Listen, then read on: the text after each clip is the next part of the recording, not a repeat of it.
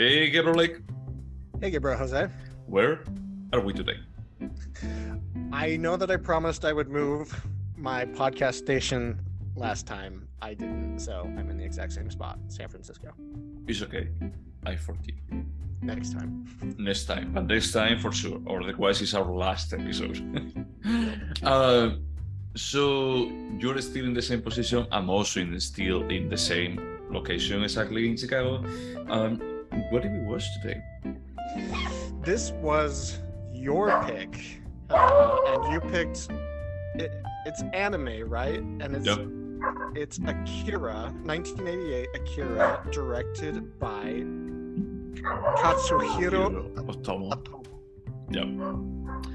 Yeah, the reason why I pick it is like two. Like the first one is that there is a very clear homage from Jordan Peele in Nope about it, when the bike is sliding in front of the wheel, like the woman is like just driving like this high-tech electric bike. Essentially, they're like very gratuitous about like why is she doing that? It's like because there is exactly the same scene in Akira, and I refer like, hey, Akira was pretty cool, you know.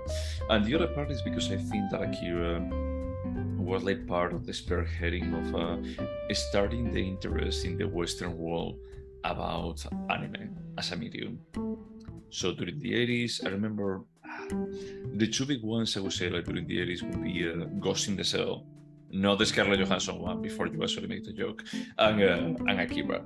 And both of them, they are like based on some very popular mangas. And I remember Not Blue Rush? Blue... The one Aronofsky bought the rights to for that one scene. Oh no, Perfect Blue was later. I was going to be connected with that. Actually, Katsuhiro Otomo, after Akira, he did like a short stories movie that they are like 4 different stories. Three, that is called Memories, if I recall correctly. And one of them, it has the participation of Satoshi Kon, that is the director of Perfect Blue, and it's like the first big credit that he had before having his opportunity of just jumping into directing. Wow. So they are like connected, but Perfect Blue is like 94, no, a bit later, like 98 probably. Oh wow, so a decade 97. later. Yeah, basically 97. But no, Akira is what year did this movie come out? 88. Akira? I think there's a year, yeah.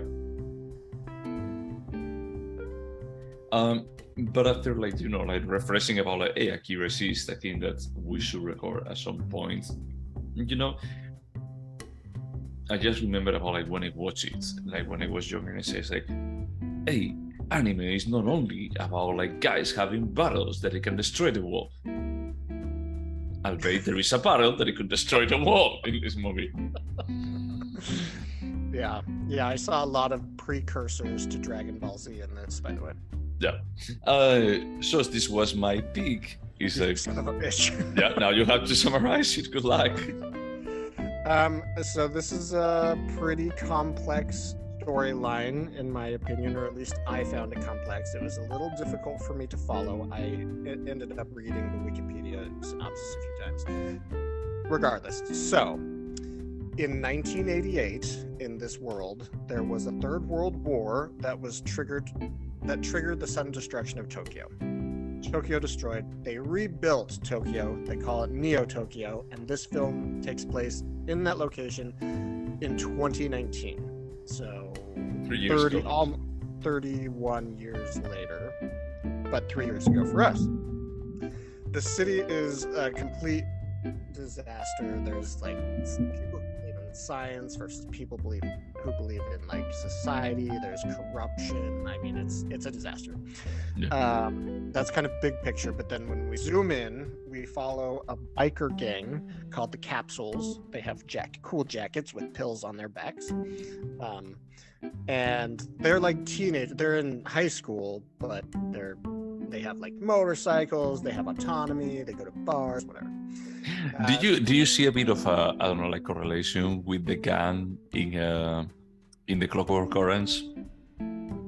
So I need to watch that. I haven't seen it in like 15 years. Oh, that's right. We didn't watch it for the podcast. Yeah, I rewatched it like 2 weeks ago. Well, a month ago.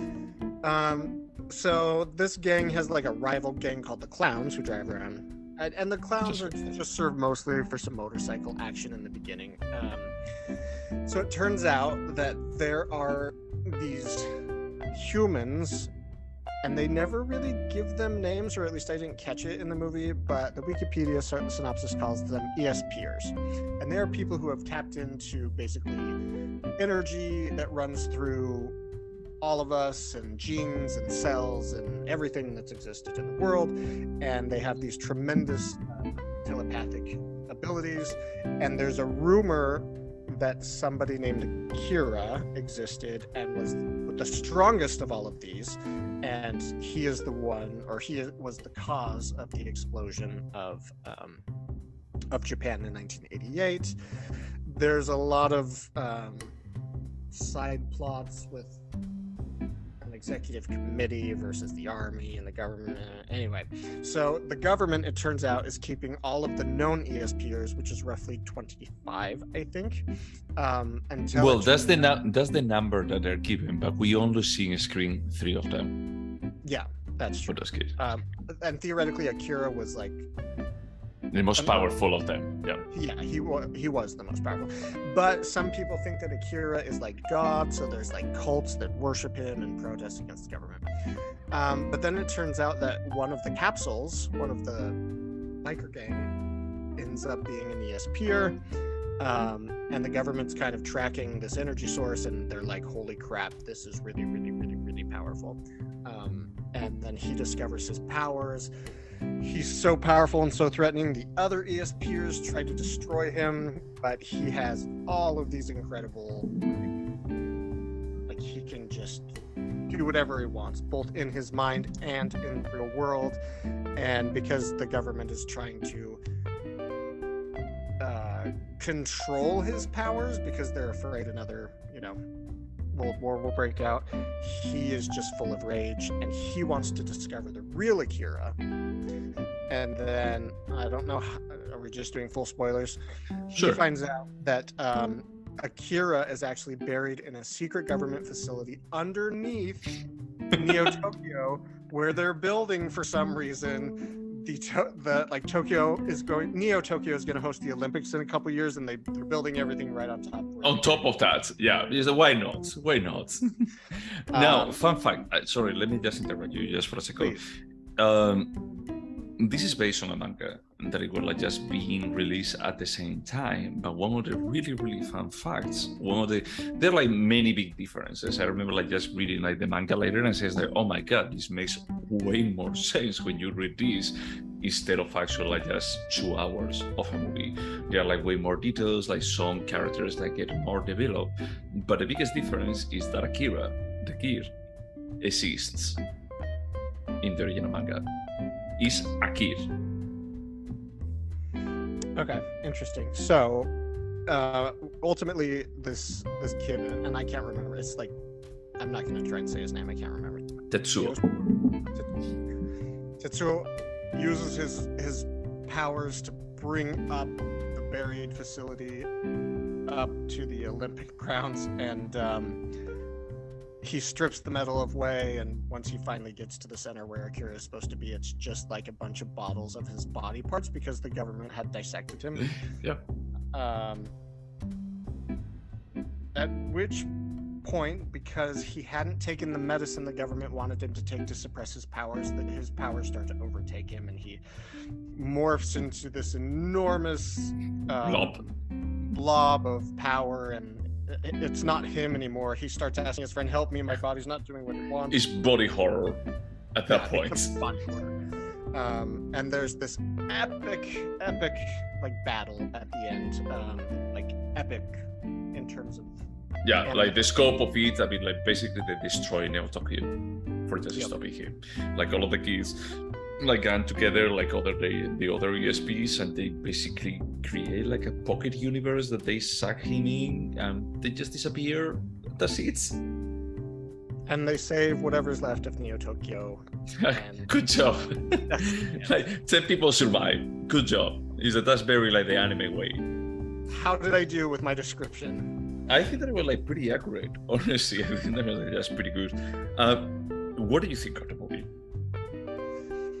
Okay, so let's start with some complaints. Go for it. No, they're not complaints. So this is kind of dated animation, and it's a different animation style. Those are not complaints. It just made it a little bit difficult for me to follow. Overall, I found the story pretty compelling. I liked it. It lost my interest only at the part of like the final battle, which I felt lasted too long. Dragon, yeah. And also, I had a hard time following Ryu. There was like an entire storyline between like a girl one of the bikers was interested in and a mole in the executive committee that I found dragged a little bit. But overall, I found it a really interesting story. It was compelling. Yeah, I liked it. I had to say that something that I have forgotten is that when you watch anime nowadays, the backgrounds are not so crazy detailed as this is. It's like this is like hand-drawn animation. As like every single one of the frames is like it shows like an insane level of detail. Yeah, it felt like a very flat image, which is not how it's feel nowadays. For me personally, I would say that this is like one of these movies that is a bit more than the sum of its parts, because it's 88, so it's pretty clear that like Katsuhiro Otomo was in love with Blade Runner and the cyberpunk movement, and it's like Tron, and the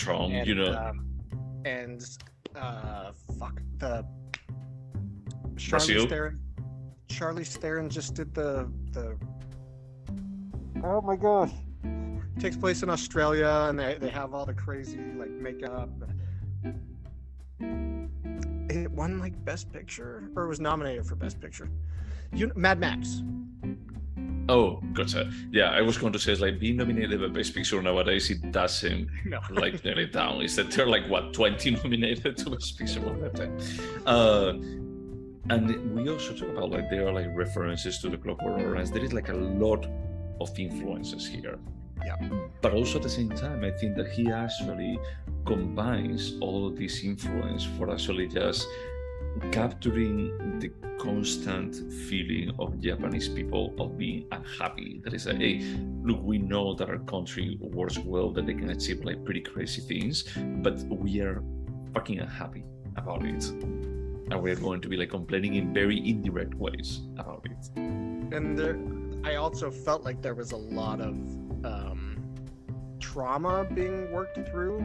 Yeah, like social commentary and the likes. No, of the atomic bombs. There were clearly like that was a thing, and I'm sure if these people, the atomic bombs were in the 40s. Yeah. These animators either were alive or their parents, saw that happen.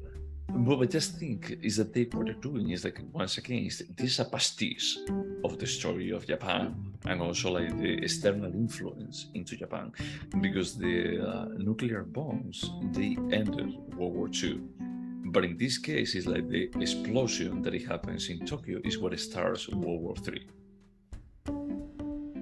Yeah, it's interesting. There's a lot here, and there was a lot of social unrest issues that I've never seen personally, so I couldn't really relate.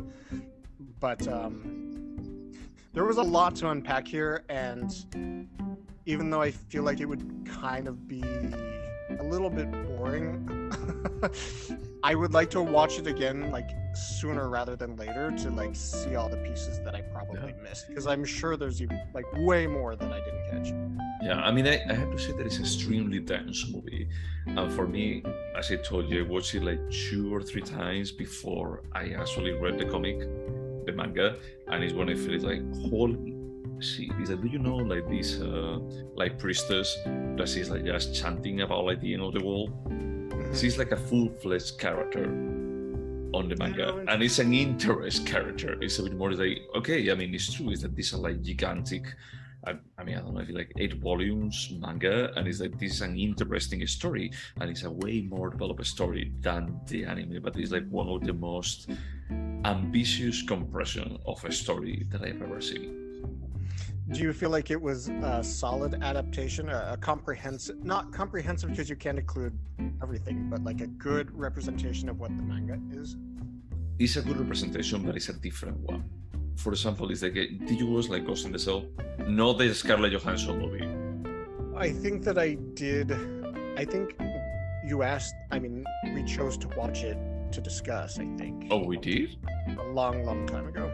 Oh, maybe we did. So the thing with that, I don't remember the name of the writer, but the manga is terrible. Oh, really? Pretty fucking bad. And I'm sorry to say this, if someone is like an otaku and wants to hunt me down and kill me, fine. But it's bad. And the only thing is that they actually took like the story from 2 or 3 of the chapters and they said, let's make a movie with this. Is that let's just ignore everything else. But every single like chapter was a different story about these tenants. So it was a bit more about like the world building. In this was a bit more about like the world building and the characters per se that they live on that world. And I feel like it's a good representation, but the manga is really good. It actually develops everything that here, as you said, is that if it's a bit confusing because there is a lot of stuff in here. Is that you don't get, because of course there is that parallels that is like these kids actually grew on the post World War III world. They say, oh, how was it growing up, after World War II in here? Is there actually something that is like, hey, Japan, is it going to be crazy? Something similar to the Marriage of Maria Brown? Yeah. It's a bit more about like, hey, I'm going to be doing a reflection about like, hey, we made a mistake in the past, we paid for it, but are we going to be like driving ourselves into making the same mistake in the future? Yeah, it was interesting because there's actually a discussion between government officials, and some of them are arguing, saying, hey, we can't have the tax reforms yet, and some of them are saying the post-war era is over, like you're crazy. And I'm sure those are the politics that were happening in Japan at the time, but that causes me to just kind of miss that extra layer. Yeah, I mean, I honestly think this was one of those movies that is like, of course, there is deeds, there is violence, like what you expect, like from anime. If you're a parent, is what you expect to see in anime. But I feel like this is way more elevated about like what it tries to say. Yeah. If it succeeds or not is a different question, but it tries to use this as a medium for just telling a more complex story. It's not only about like, hey, we are animated, so let's do something crazy for entertaining the kids. And I was actually happy to see something this dark and complex, because you have been my exclusive guide through anime, and you've showed me a lot of great stuff, but I think this was... Is this the dark? Yeah, this has to be the darkest, the most adult, I would say. Do you think this is more adult than Perfect Blue? That is about a serial killer? Oh, yeah. As we record recently about like Silence of the Lambs, and we're talking about like what other serial killer movies are there? So there's a sexual assault. There's no penetration, just basically a woman's humiliated by having her shirt ripped off. And that was shocking to me to see in animation. Like that sort of thing. And I kind of laughed because the biker gangs are super brutal, and they're supposed to be like 16. And then going to school the following day. And they're basically chasing the clowns, and they like knock them off their bikes and beat them in the head with metal pipes. And then the government comes and they're like, what are you doing arresting us? We didn't do anything. And I was like, you're all psychopaths. What are you talking about? But that's like basically what happens in the Clockwork Orange. It's exactly the same about like just trying to deny about like, it was just playing around. I'm gonna rewatch it. It's like, honestly, it's like when I was watching, it's like, dude, this is like take by take. It's like they are in cool futuristic motorcycles, but it's like this is basically the same idea. Yeah, I really want to watch it now, because I honestly, I don't even remember them being on motorcycle. I mean, I guess... No. In the Clockwork Orange, there are no motorcycles. Oh, okay. No. What I'm saying is that that's like the difference, that here they are in futuristic motorcycles, but there is a point that they fight another gang that they're about to rape a girl. And it's like, oh, is the other thing about like gang versus gang and just the enjoyment of violence, going to this bar where they are like getting drugs. That's the other thing in the movie. They don't talk too much about like being high all the time, but in the manga they actually talk about like we're called the capsules because we're always taking drugs. I wondered because when they go to the bar after he asked for the pills, and I was like, they haven't even spoken about these until this point. Like, what are these drugs? No, they don't. But it's like it's something that they honestly they did a good job compressing this story into 2 hours. But there is like so much on the manga that I'm like tempted to just like gift it to you. If there is, I mean, I cannot bring it from Spain and it will be in Spanish, but it's one of those things that you have like a chance is that just read it. If you found this interesting but too compressed and too chaotic, reading the sort of like just reading the manga is like, oh, it makes sense. I see what they were going for. This is pretty good. Would it be digestible for someone who's never read a manga? Yeah, I mean, if I've ever read like a comic or anything, is that the only thing is like this guy is obsessed with just doing like backgrounds that they are like really over the top.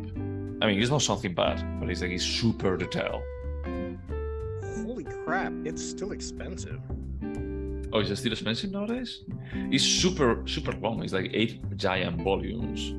Wow, interesting. Yeah. So I'm sure I can buy like each one. Yeah, or read it online. There has to be like some kind of free version online. Just saying, we are not advocating for piracy, or violating like copyright, but just saying that there may be something. Got it. You can start reading it, and you feel like, I don't like it, you stop there, or maybe you love it. Yeah, 112 bucks. But that's like the 35th anniversary box set. There has to be some other one.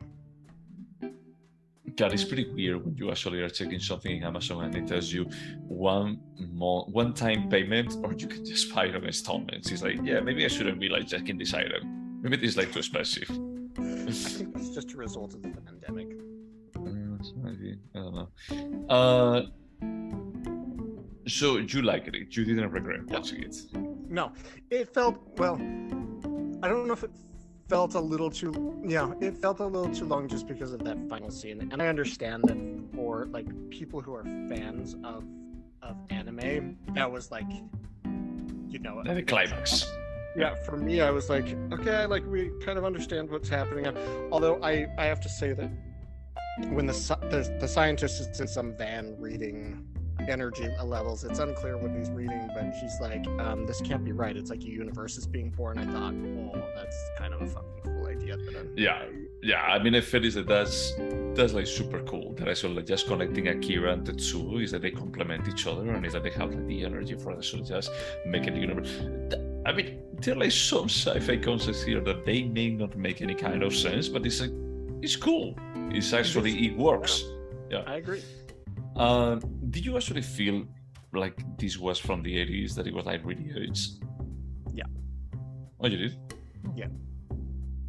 For me, I felt it from the perspective is like no one nowadays does like full hand-drawn animation with this level of detail. So I'm inexperienced, but like for instance, I have an 82-inch TV, and it was pixelated, and like the colors were very 80s, and we talked about like the animation style because it was such a flat image. I didn't know exactly where to put my, pay attention, draw my eye towards. Oh, gotcha. Okay, no, that's fair. I think that they actually made that a bit on purpose about like, hey, we don't want to highlight about like where the key players are on this scene when they're like a bit more like detached from it, and just making it feel like this is the reality of this world, of this chaotic, Tokyo. But I also would say is like as I was traveling while I was watching it, I watched it on my phone. So significantly smaller. I mean, on one hand, I can see them wanting to stay true to the manga, and the manga is flat on a page. And also, we've talked about how when you radically change a genre, it takes a little bit to figure out kind of like the vocabulary of the cinema. And like, I feel like if like, what is that what is that anime series that I really liked?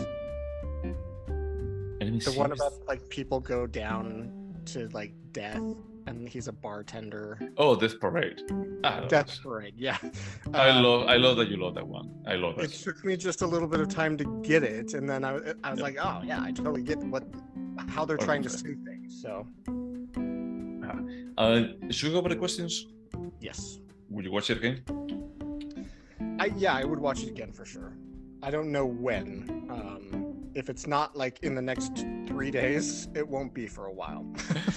I will watch it again. Honestly, I think that I liked it more than the last time. You know, it's like I think that it was a bit more like the last time that I watched it. It was like close to when I finished reading the manga for the first time, and I was like, it's good.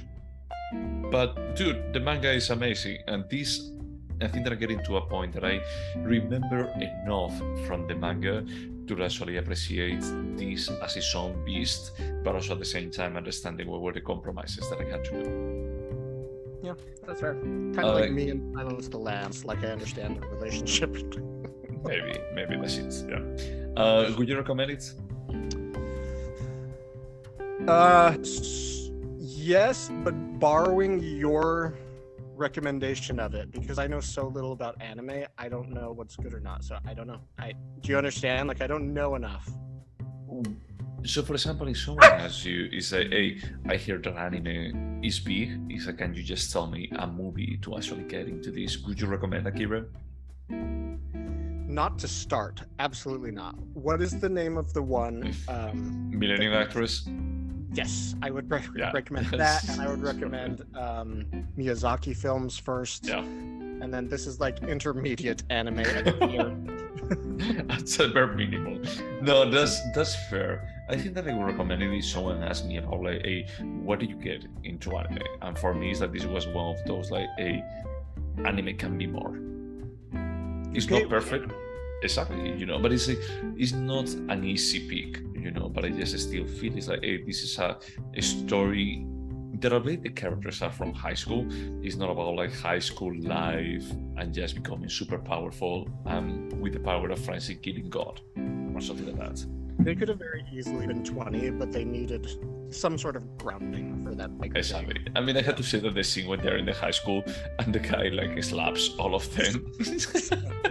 Thank you. I found it hilarious, you know. But it's, you know, whatever. It's a bit more about like critique and just playing with the stereotypes of the Japanese medium. But I don't know. Would you remember it? Yeah, I think so. Would you remember all the details? No, absolutely. I didn't catch all the details. So, like, the synopsis that I gave at the beginning of the podcast, I think I'll remember that. Everything I left out, I will not. It doesn't exist to you. Okay. Is there anything artistic about it? Yeah, it's really cool. And there's some actually super cool special effects, like when the stadium kind of falls into the ground and then the thing rises up. I was like, how did they do that in 1980? Yeah, it's insane. That part is like, I don't know how much money did you spend on this, but it's like, it was well spent. Let's be honest. The other thing, the budget was 5.5 million, by the way. I read that on Wikipedia. That's pretty high for that time.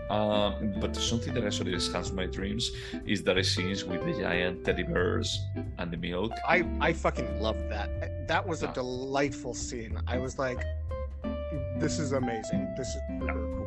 Yeah, I remember like when I watched this movie like for the first time in the early 90s, I was like, this is fucking scary. This is scene. Now when I watch it, it's like, this is fucking cool and I love it. But it's like how well made it is, like even by nowadays standard. Like we were talking about like Silence of the Lambs last time, about like this feels age, is like this doesn't. That did not like, at all. And it was so imaginative. Yeah, it's like all of this is like, it's because actually the director is the one that created the manga, and he had like this crazy idea, and it's as crazy in 88 as it's actually in 2022. That is impressive. And I was actually researching why it hasn't been made into live action, and one of the reasons, because like, how do you put this into live action? Like, I mean, no, I mean, it's going to feel corny or cheesy. It's like, don't do it. It's one of those things that is like, you're ready to just try it with Dragon Ball, and it was fucking insultingly bad. So just stop. They did it also with Ghost in the Shell. I don't have the need for just seeing like I'm not straight. I don't have to see Scarlett Johansson in a very tight. And Aeon Flux, right? Like Hollywood has ruined all of like. Aeon Flux was an anime or a manga? Wasn't it? I don't know. I don't know. Oh, it was an American animated series. Oh, yeah, American. I know. It was not Japanese, dude. It was not Japanese. Let's go back to the questions. Is it a timeless piece? Yeah, absolutely. You doubted there for a second. No, just because I felt like the animation was dated, but the story is not dated at all. Yeah. That's what I mean. And I understand that, like what you say about the animated part, but honestly, for me, after watching so much animation, I appreciated this as it's like, hey, this could have been like released right now, and just saying it's like we are using the old style, and you couldn't have done anything better from this. But like, when was Kiki's delivery service? That's a good question. I didn't know that you actually knew the titles. 89. It was a year later. So if you compare the animation... Oh, you think that Kiki's better? Yeah. I love Kiki. Honestly, I love Kiki's delivery service. It's not better. Well, let me go take a peek after this and see. Is like the level of integration of the characters with the backgrounds is that maybe the copy that you were watching, it was not the best, but because actually the Ghibli studio movies, they are like so hype that they have done like really good remasters of them. Yeah. I probably watched a remaster. Yeah, and it's like, but Kiki's it feels you never. Yeah, I think you had like only one scene with some people on the screen, with more than 5 people on the screen. But in Akira, there are like a lot of crazy, insanely animated scenes with a lot of people. Mobs and police riots and way more fast-paced. It's like just seeing like a witch like crossing over like a fictional Italy on her brown with a cat. It's adorable, but it doesn't get at this level. Honestly, I think that this is like a magnum opus. The other thing is like it's a cute entertainment. That's fair.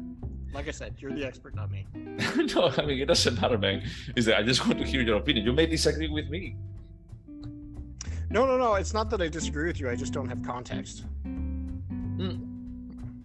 But it's not about context. Like we're like just comparing like 2 movies. I want you, if you disagree with me, you actually feel it's like, hey, dude, I actually hear you in that. And when they have like these singing Kikis, I feel like there is more. I want to hear it. It's been too long since I've seen Kiki's delivery service. Let me pull up the trailer. I watched it like 4 years ago. I think that I actually went like through some of the early movies from the Ghibli studios, and I love it. It's like super cute, super like heartwarming, super like for the whole family.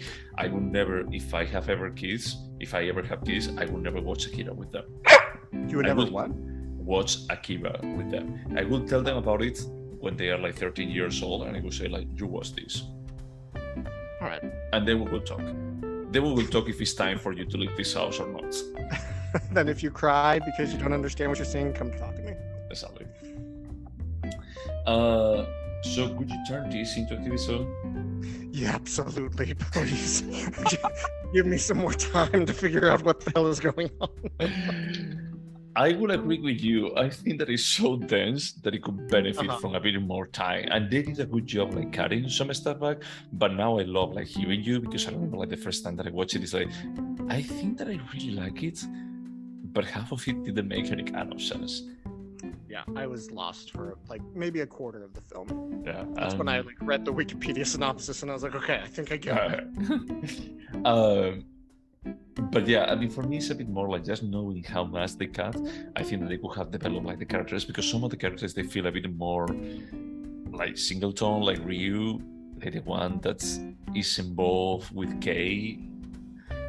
But that's kind of the nature of anime sometimes, is to have these over the not over the top, because he wasn't over the top, just functional characters.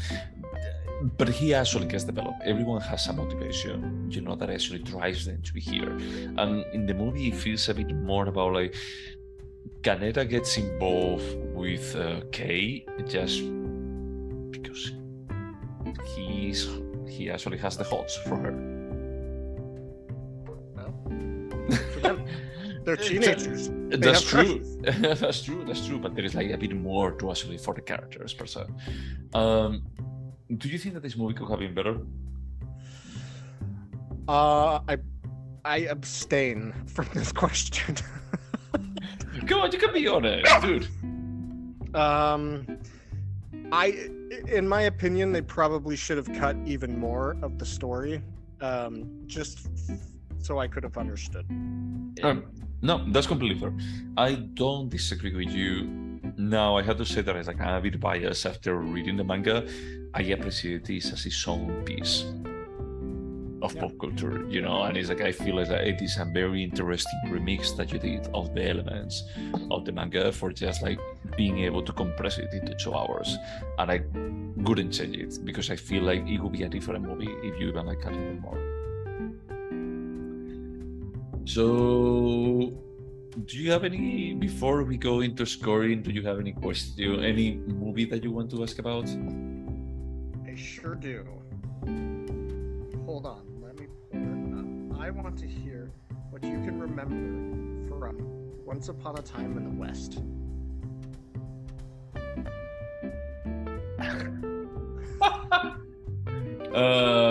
So I remember there is a spaghetti western from Sergio Leone. Did we actually record about it? I remember the scene, the first scene. It was like the second on our spreadsheet. Dude, you're a fucker. It's a spaghetti western from Sergio Leone. I remember that the opening is like 5 minutes waiting for a train to arrive at the station. What do you remember beyond the first 5 minutes? I don't remember. I remember liking it, I think. But God, they have to protect the town again or something. I don't remember anything. I think the problem with Sergio Leone and this spaghetti western is that I feel like they are like very similar to each other. Yeah. They all blend together. They are like really well made. Ennio Morricone is amazing for just doing like the soundtrack. But if this movie would have changed my life or not, I don't think besides that opening 5 minutes is insane. Yeah, like Beyond just that. waiting. I mean, because it's like just waiting, there is a bit more of a build-up that it makes me think about like, okay, what kind of people is going to be like enjoying this opening scene? Is like the people that they actually tolerated the opening scene from Tarkovsky Solaris? That's a good one. What is the overlap of these two groups? It's you. Basically, it's you, the only one. Yeah, I think it's just somebody who was passionate about westerns and was like, I'm gonna flex my fucking filmmaking muscle, and nobody that's gonna buy tickets to this movie is gonna appreciate it, but it's gonna be in there. I'm going to do my shit. And you better enjoy it or not. I don't care. No, and besides that is that they were like so cheap to make that they didn't have to make like too much money. So, whatever. Now, I have to say that Sergio Leone is one of those. You told me that you didn't never watch Once Upon a Time in America? No. They have it on Netflix. It's 3 hours. I'm not going to make you watch it. It's a good movie. It's a good movie, but I'm never going to pick it. So now going back to Akira. So we score it? Yes, I'm gonna give it an 8. Damn. Okay, my score is also an 8. Oh wow, I'm glad we agreed on this one. Yeah, the thing is that I love this movie, but it's like when I talk with you and I'm connected like back to the first time that I watched it, and I felt it's like, this is cool. There is more to it. I feel pissed that they didn't give me more, but at the same time, it has already been 2 hours. Yeah, 2 hours and 3 minutes. I owe you 3 minutes. Sorry, man.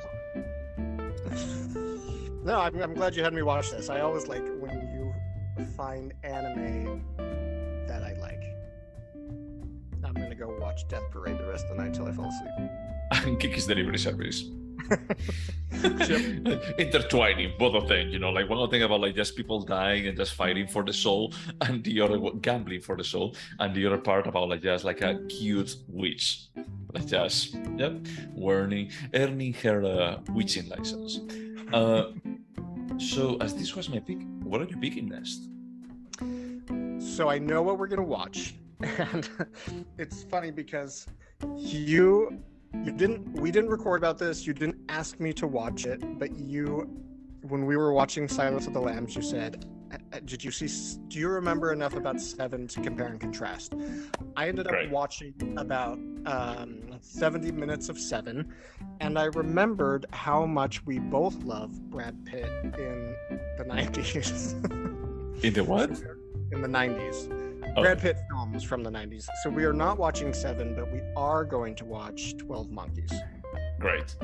I think that's a great pick. I saw it earlier, and now I was scared. I was excited and scared about rewatching Seven after defending it versus Silence of the Lambs, and just regret that maybe it wasn't as good as I thought. I mean, I only watched 70 minutes. Solid film for sure. So disturbing.